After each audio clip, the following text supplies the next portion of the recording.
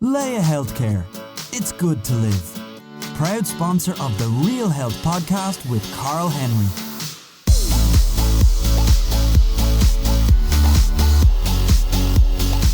Welcome to the Real Health podcast with me, Carl Henry, in association with Leia Healthcare. Folks, this week we are on tour. We've come to Boston in the United States to interview Adam Clayton from U2 in his first ever Irish podcast interview.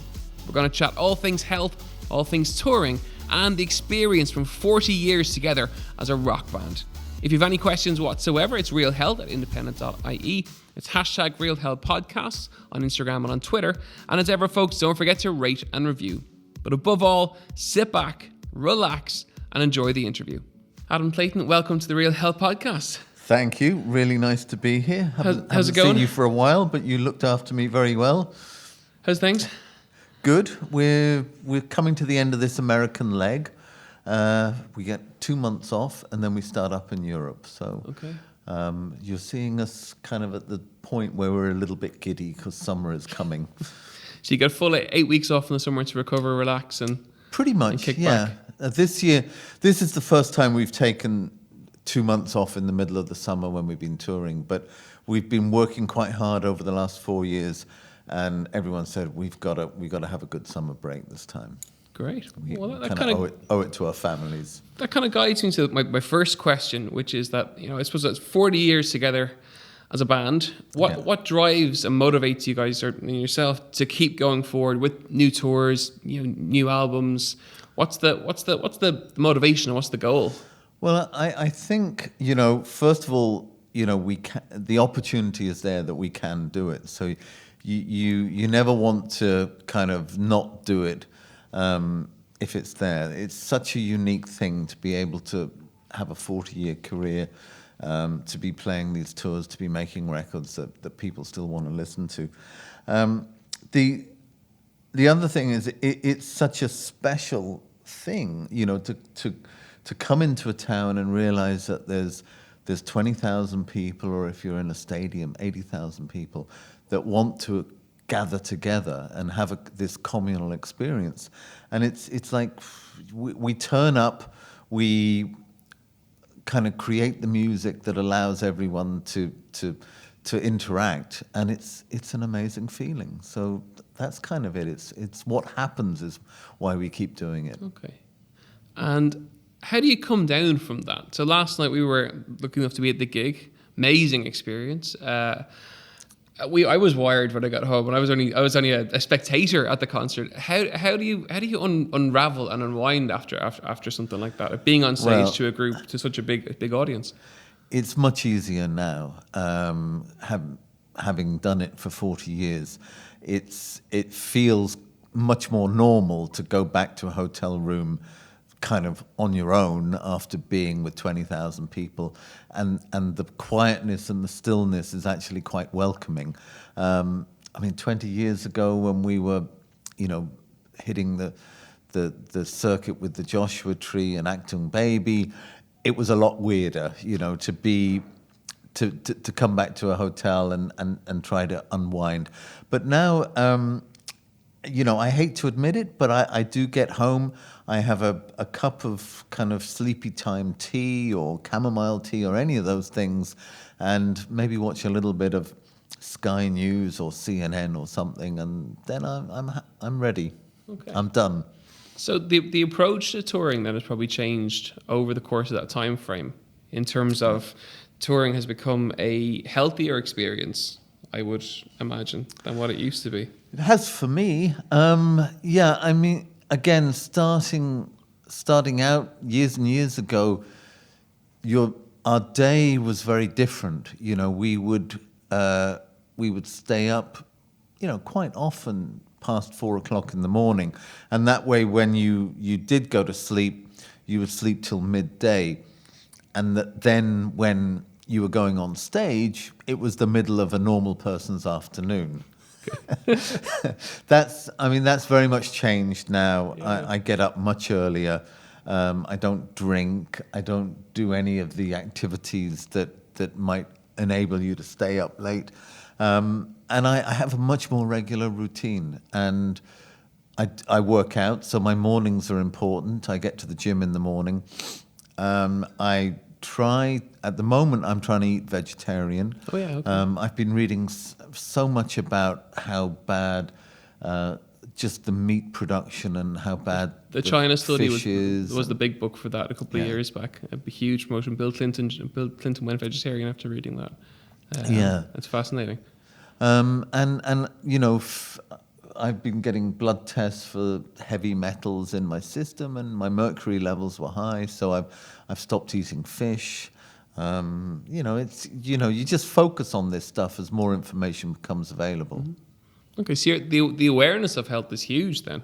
And in terms of when you're touring, so you train, you run, you work out with weights and stuff all during the tour? I try and do it at least 5 days a week. Wow. Partly because it's nice for my head to actually get out and do something and have those endorphins. But also, you know, you're really fighting.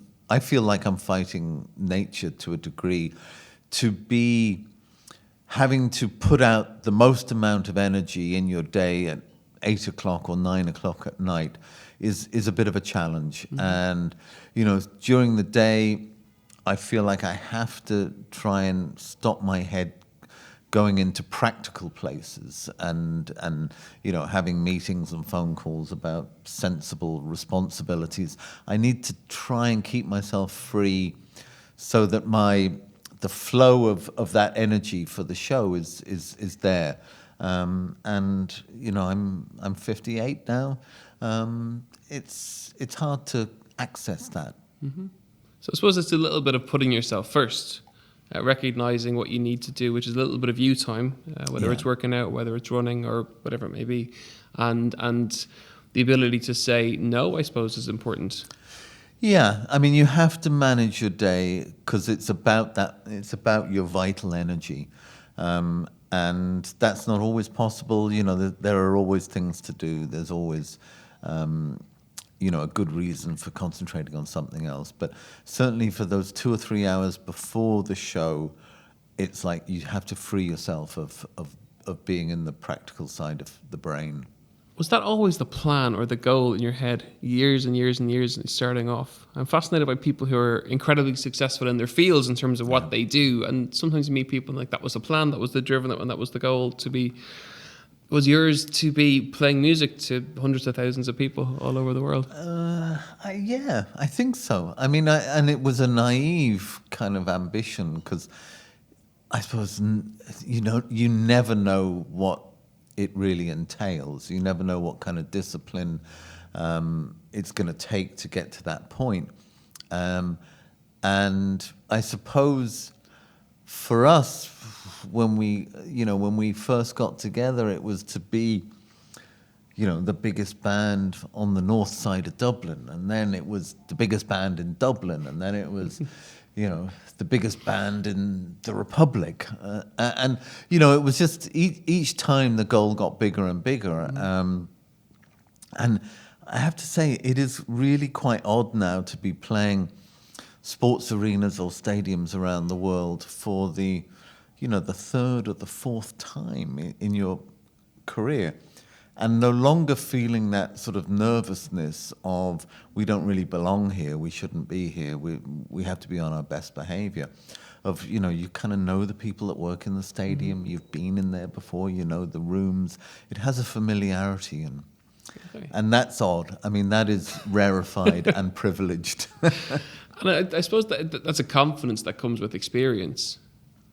That may have been a nervousness starting out, but now it's the confidence of, we have been here before and we are extremely good at what we do. And that's part of the aging process, I suppose, in many respects. Yeah, yes. I mean, it is all those things. I suppose it's the benefit of seniority, of doing it a few times. But I guess also we have to realize that there's a humility in as much as not many other acts have had this type of a length of career. I mean, 40 years of playing, you know, American and European tours and being in big buildings is unusual.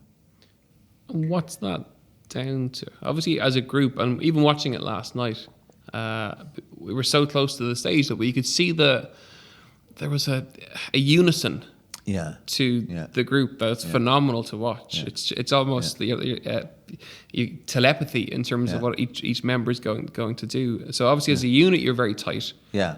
You set goals, you set targets, and you have done all the way through. As a group have got older, do you find that touring has become more difficult because of the impact of touring on the body? We've listeners who listen in who lead really busy lifestyles, but the impact of a tour is a phenomenal amount of pressure on it from lots of different ways. And has that become harder as you've got older?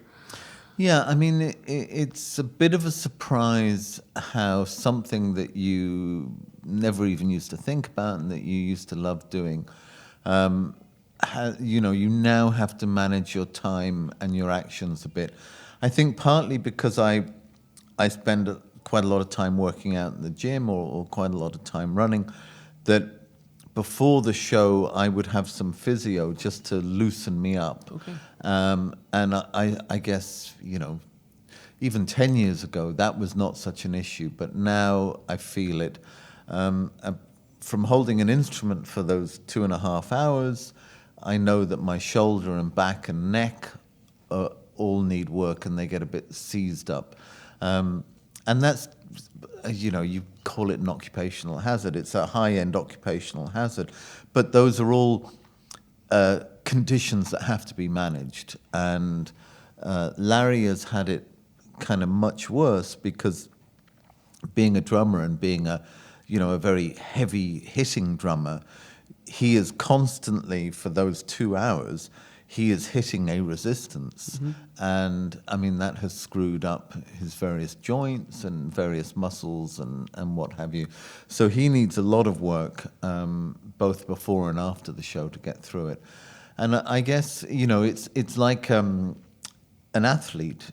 There is a point where you shouldn't really be able to do this at this level, but with modern kind of medicine and modern kind of physio techniques, mm-hmm. you can really keep on doing it. I mean, it's amazing that the Rolling Stones can do it. I met Mick Jagger's physio, and I mean, they work very hard to keep him on stage and to keep Charlie Watts on stage. And it's an aspect of rock and roll and touring and bands and music that no one really talks about, which is why, as a podcast, obviously, we're delighted. We ask guests all these questions because no one talks about it. But health has a huge impact directly on the ability to perform and the ability to be able to work and to work well. Yeah, I mean, it is a very physical lifestyle, and it's not just the show. It's, the constant movement, the packing, the getting in and out of hotels, out of cars, out of planes, whatever. And it may not seem like a terribly hectic lifestyle, but if you're moving every day, and as part of your day, you're traveling somewhere, you're going into a hotel, and then you're going on to a gig, it's a lot of activity and a lot of movement. And plus you're always on. So, for example, you're meeting people before the gig. I'm sure after the gig, the whole element of when you're outside of your hotel room or your home, you're on. Yeah, which brings a huge amount of pressure with it. Yeah, and those were things that I remember. It was so easy to do those things years ago, and as you say, nowadays you're conscious that it takes some of your mental energy and some of your physical energy that you do need for the show. Remember, folks, you're listening to the Real Health Podcast with me, Carl Henry, in association with Leia Healthcare. As ever, you can email us. It's realhealth@independent.ie with any questions, or it's #RealHealthPodcast on Twitter and on Instagram. Just chatting to you, and it's obvious you love what you do. That you couldn't work as hard as you do. You couldn't do all the tours. You couldn't do all of it, basically, unless you had a deep love for it. And people who are like that tend to struggle with work-life balance. Yes. How do you manage that? First of all, I suppose, where does the balance component come into it in terms of, do you have like a set time for him to work for X amount of months of the year, or in terms of touring work, and then have downtime? Or how does balance? How do you see balance, or do you see it at all? Maybe not. It's a kind of complex soup. First of all, we're in a relationship with 4 other people and 4 other families. So, first of all, if people are up for working, then you make yourself available as well. We've always kind of looked at what we do as, well, do we work as hard as somebody in a 9-to-5 job year in, year out? And we kind of go, well, we get kind of a bit of downtime, we're okay. And then we go, well, our year is determined by school holidays. Okay. So roughly we work as much as we can, and we try and not work as much in the school holidays. Okay, so that's the downtime.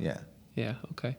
In the off time, what's your the other side of what you like to do? That's a part of, in my own balance components. I play the guitar. I cycle. I run. I do events. We go. That's kind of what I like to do, and that balances me out and relaxes me a little bit. Exercise is part of it. Art plays a big role in your life. I mean, I have found that the kind of activities that are easy to do is going to art galleries, going to museums. So I like to keep myself informed with the culture. I mean, I know what's happening musically. So I like to look at other aspects of culture in that downtime. I also like the social aspects of the art world. It's not as late night as the music world, so you can go out to events early in the evening and you get home early. It's our downtime nowadays is really quite limited because we're always in a process of making a record or doing a tour. But that's what I like to do. I mean, I do like to go to concerts. I like to see other artists when I'm free. I've done a little bit of writing, which is kind of fun to diversify. But generally, I like to actually make sure that I'm in the community. I don't like to be too separated. Okay, so not to step back too much. Yeah. It's to surround yourself with components of culture that when you're touring, you don't get as much time to spend on as you like. Exactly. And that's what the balance kind of becomes. And I really value the opportunities for normal interaction. So much of the time when we're away like this, you're kind of pretty busy. You don't walk down the street or wander into shops and poke around. But I like to do that on time off. And it's got to be hard to do, I would imagine. Well, also, one of the great privileges of this lifestyle is that you bump into people who feel like they know you, and they tell you the most intimate things about their lives in a very short period of time, and you just go, wow, no other world would that be happening in. Yeah. So it's nice to share that with people.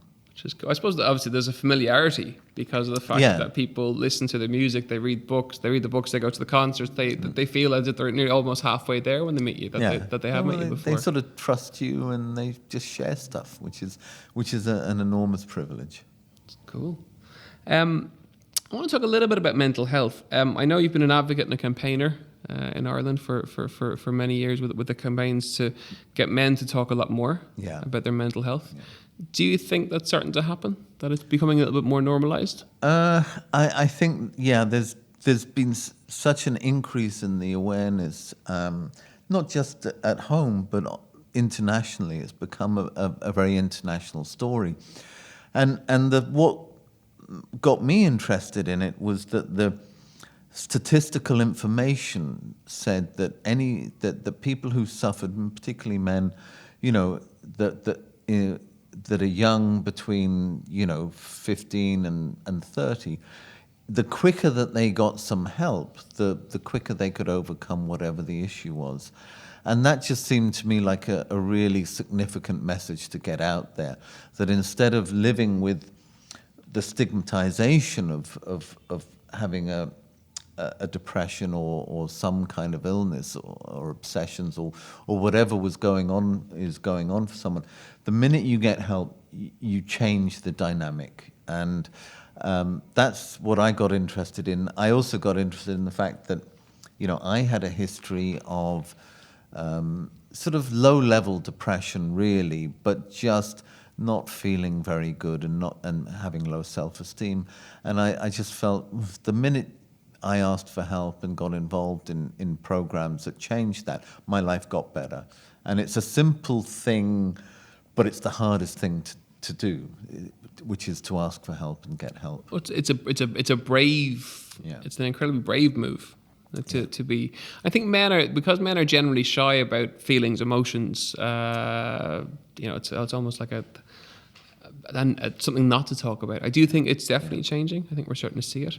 Do you think that I suppose the impact of the people around you is a hugely important thing, to surround yourself with a network and a group of people who look out for you when required? Or everyone goes through a stage in their life where they have a bad week or a bad day or a bad month, or might be a little bit longer, but that you have friends who will pull you to one side and have the conversation when it needs to be had, and try and steer you on the right course. That the social component is a huge element of it. Yeah, I mean, it's not always something that friends can do, but I think that there can be a toxic effect of working environments or domestic environments or whatever, and that sometimes we do get a little out of kilter and we read things wrong. And I know in my own situation, I just needed a good process for how to evaluate information and get the truth out of it before my head kind of made it weird. And it's hard. It's hard to do now with social media, with being so contactable that with our listeners, people listening in. Life is there's so much going on. Life is so busy now, and people get caught up in the busyness of it. And with phones, people are glued to their phones. They're contactable 24/7. They're on email 24/7. I'm a huge culprit at that. We have the last 8 weeks we have a rule in there where the phone stays outside the bedroom. Yeah. Because I can't be contacted then. I still hear the alarm if it goes off. But those got to a stage where I'd be getting up, I'd be waking up during the night, checking my emails, checking my text messages. Dara, my producer here, sent me a text at one stage, I think about half 3 in the morning.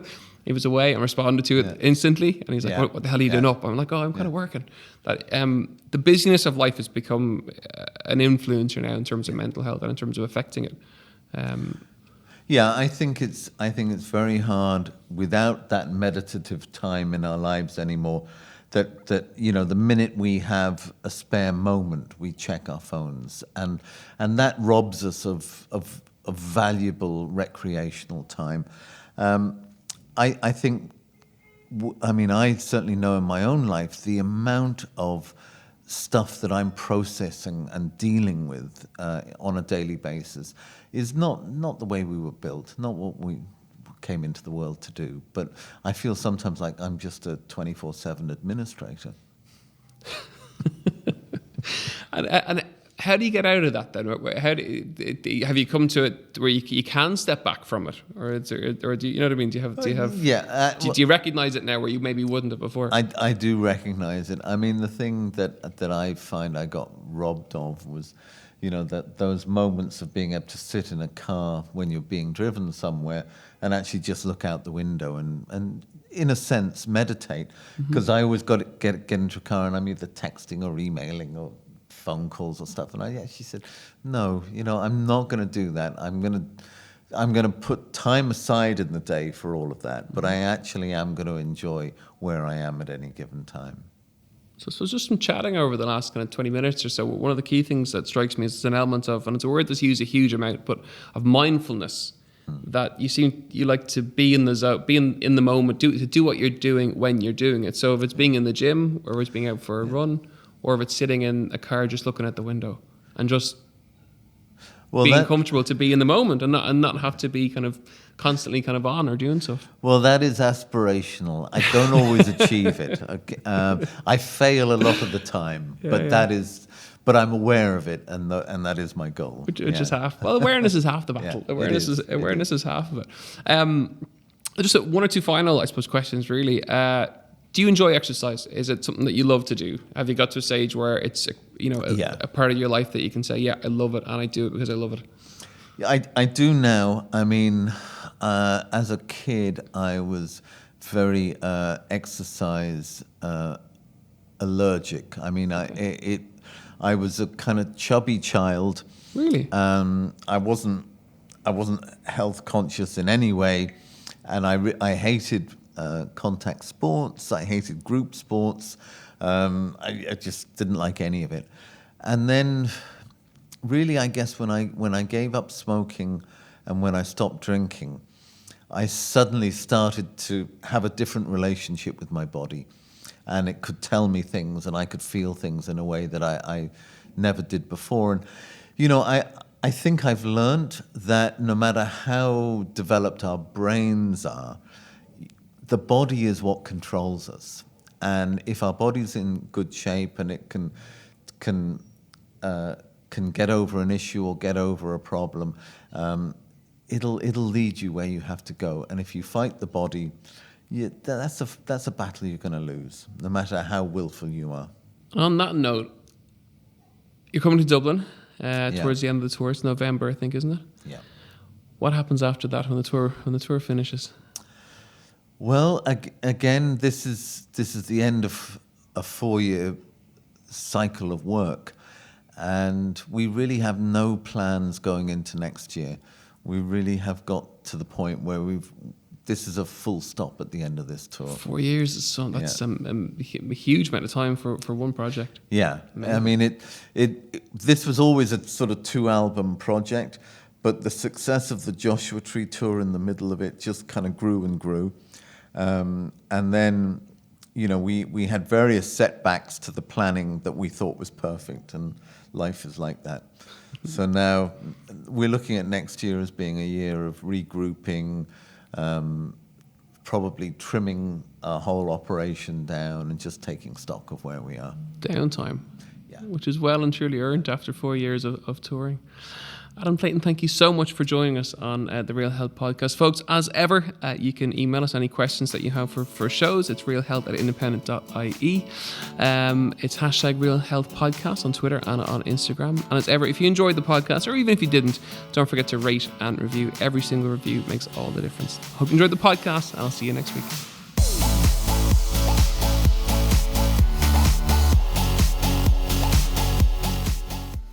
Leia Healthcare.